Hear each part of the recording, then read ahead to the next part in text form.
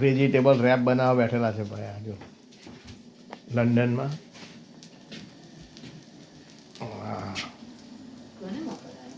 Vegetable wrap. આમાં શું નાખે? આમાં આવ્યો સોસ.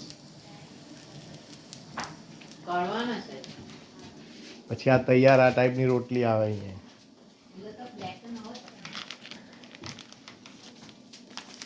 £3 8 આવે.